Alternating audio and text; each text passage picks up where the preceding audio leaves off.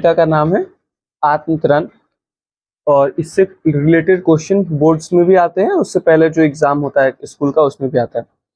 तो ये जो मूल कविता है, मतलब जो ओरिजिनल कविता है आत्मतरण, ये लिखा है रविंद्रनाथ टैगोर ने। रविंद्रनाथ ठाकुर ने लिखा है कविता, अपना उनका कविता है, और उस कविता का हिंदी में अनुवाद किया है हजारी प्रसाद द्विवेदी, जो कि हिंदी के एक बहुत बड़े जाने माने राइटर है।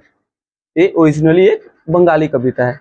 ठीक है, बेसिक सा थोड़ा सा इंट्रोडक्शन था। तो इस कविता का अगर हम सार पता करें कि क्या है इस कविता का मूल, इससे पहले कि हम पूरा लाइन बाय लाइन एक्सप्लेनेशन समझे, तो मेन सार ये है ना कि इस सार में इस कविता में ये कहा जा रहा है, भगवान से मांगा जा रहा है कि अगर मेरे को दुख होता है, अगर मुझे कोई दुख होता है, कोई तकलीफ होता है, तो यहाँ पे बोला जा रहा है कि आप मेरे दुख को और तकलीफ को आप कम मत करिए। जनरली हम लोग मानते हैं ना, भगवान मेरे को मेरा सारा दुख कम कर दो, ये कर दो, वो कर दो। नहीं, ये कविता कह रही है कि आप मेरा दुख को, दर्द को, तकलीफ को कम मत कीजिए, बस आप मुझे उस दुख से, तकलीफ से लड़ने की मुझे क्या दीजिए, शक्ति दीजिए।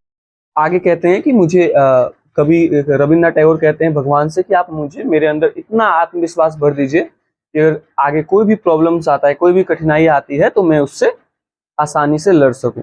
इतना ही है बेसिक सा। तो अब पहला देखो, लाइन इसका इजी है, हिंदी ट्रांसलेशन इजी है। क्या है? विपदाओं से मुझे बचाओ, यह मेरी प्रार्थना नहीं। प्रॉब्लम से मुझे बचाओ, मैं ऐसा प्रार्थना तुमसे नहीं कर रहा हूँ। केवल इतना हो करुणा में कि मुझ पे आप केवल इतना करुणा दिखाइए, कभी न विपदा में पाओ भय, केवल कभी मुझे कोई दुख होता है, कोई तकलीफ होता है, तो मैं उससे डरूं नहीं। दुख ताप से व्यथित चित्त को न दो सांत्वना नहीं सही, पर इतना होवे करुणा में, दुख को मैं कर सकूं सदा जय। अगर मुझे सांत्वना नहीं दे रहे, कोई तकलीफ नहीं, मुझे नहीं चाहिए, मुझे बस इतना करुणा है, इतना आशीर्वाद आपका हो कि मैं उस दुख को हमेशा हरा सकूं। कोई कहीं सहायक न मिले, तो अपना बल पौरुष नहीं ले। अगर कठिनाइयों में कोई मेरे साथ नहीं है, किसी का सहारा नहीं है, तो अपना जो पौरुष है, अपनी जो ताकत है, वो कभी हानि उठानी पड़े जगत में, लाभ अगर वंचित तो भी मन में ना मानो क्षय। इतना तक का जो मतलब है वो ये है। तो सबसे पहले वर्ड मीनिंग देखते हैं कि विपदा का मतलब होता है विपत्ति, मुसीबत। करुणा में यानी दूसरों पर दया करने वाला यानी भगवान। दुख ताप, दुख और तकलीफ की पीड़ा। व्यथित मतलब दुखी। चित्त मतलब मन। सांत्वना मतलब दिलासा। सहायक मतलब मददगार। पौरुष मतलब अपना पराक्रम। वंचना मतलब वंचित। क्षय मतलब नाश। तो ये जो लाइन है, विपदाओं से मुझे बचाओ, ये मेरी प्रार्थना नहीं, से लेकर के तो भी मन में न मानू क्षय। तो इसमें ये कह रहा है, इसमें जो कवि रविंद्रनाथ, इसमें वे अपने दुख दर्द कम न करने को कह रहे हैं, वे उन दुख दर्दों को झेलने की शक्ति मांग रहे हैं। भगवान से बोल रहे हैं कि आप मुझे दुख और तकलीफ झेलने की शक्ति। रविंद्रनाथ टैगोर कहते हैं कि दुख और कष्टों से मुझे बचा कर रखो, मैं तुमसे ऐसी कोई प्रार्थना नहीं करता हूँ, बल्कि मैं तो सिर्फ तुमसे यह चाहता हूँ कि तुम मुझे उन दुख और तकलीफों को झेलने के लिए मुझे शक्ति दो। कष्टों के समय में कभी ना डरूं, जब भी मुझे प्रॉब्लम्स आए, दुख तकलीफ आए, तो मैं ना डरूं और उनका सामना करूं।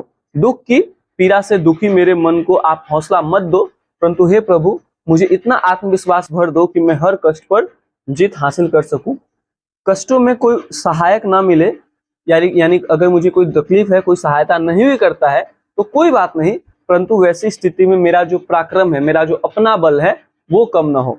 मुझे अगर इस संसार में हानि भी उठानी पड़े और लाभ से हमेशा वंचित ही रहना पड़े, तो भी कोई बात नहीं। मेरे लिए मन की शक्ति का कभी नाश नहीं होना चाहिए। मेरी जो मन की शक्ति है, अर्थात मेरा मन हर परिस्थितियों में आत्मविश्वास से भरा होना चाहिए। ठीक है, इसको कुछ भी एनीथिंग लिख सकते हो, इससे रिलेटेड कुछ भी, अपने परसेप्शन से भी।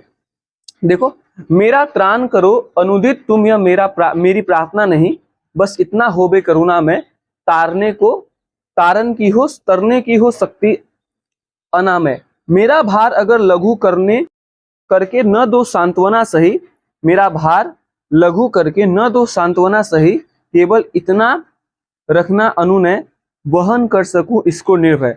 नत शीश होकर सुख के दिनों में, तब मुख पहचानूं छिन छिन में, दुख रात्रि में करे वंचना मेरी, जिस दिन निखिल मही, तुम दिन ऐसा हो करुणा में, तुम पर करूं नहीं कुछ संशय। मतलब कि उससे पहले वर्ड मीनिंग। त्राण का मतलब होता है भय को दूर करना। अनुदिन मतलब रोज प्रतिदिन। तरने मतलब पार लगाना। अनामय मतलब रोग रहित। लघु मतलब कन। सांत्वना मतलब किसी को हौसला देना। अनुनय मतलब विनय। वहन मतलब सामना करना। निर्भय मतलब बिना डर के। नत शीश मतलब शीर्ष झुका करके।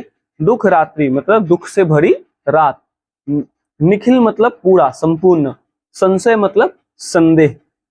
तो इसमें कवि क्या कह रहे हैं कि इसका जो मूल मतलब हुआ कि इसमें कवि ये कह रहे हैं कि किसी भी परिस्थिति में कोई भी सिचुएशन आ जाए, मेरे मन में कभी क्या नहीं आना चाहिए, संदेह नहीं आना चाहिए, डाउट नहीं आना चाहिए। तो कैसे लिखेंगे इसको लिखेंगे कि इन पंक्ति में कवि रविंद्रनाथ ठाकुर ईश्वर से प्रार्थना कर रहे हैं कि प्रभु, मेरी आपसे यह प्रार्थना नहीं है कि आप प्रतिदिन मुझे भय से दूर रखें। आप केवल मुझे निरोग अर्थात स्वस्थ रखें, ताकि मैं अपनी शक्ति के सहारे पूरे संसार रूपी सागर को पार कर सकूं। मेरे कष्टों के भार को भले ही कम ना करो और न ही मुझे तसल्ली दो। आपसे केवल इतनी प्रार्थना है कि मेरे अंदर निर्भयता भरपूर डाल दे, ताकि मैं सारी परेशानियों से डटकर सामना कर सकूं। सुख के दिनों में भी मैं आपको एक क्षण के लिए भी ना भूलूं, अर्थात हर क्षण आपको याद करता रहूं। दुख से भरी रात में अगर कोई मेरी मदद न करे, तो मेरे प्रभु, मेरे मन में आपके प्रति कोई संदेह न हो, इतनी मुझे शक्ति दो। बोलता है कि मैं हमेशा सुखी के दिनों में भी आपको याद रखूं, अगर दुख में मेरा कोई परेशानी आसान नहीं होता है तो भी मैं आप पे डाउट ना करूं कि जो आप मुझे दुख दे रहे हो या तकलीफ दे रहे हो।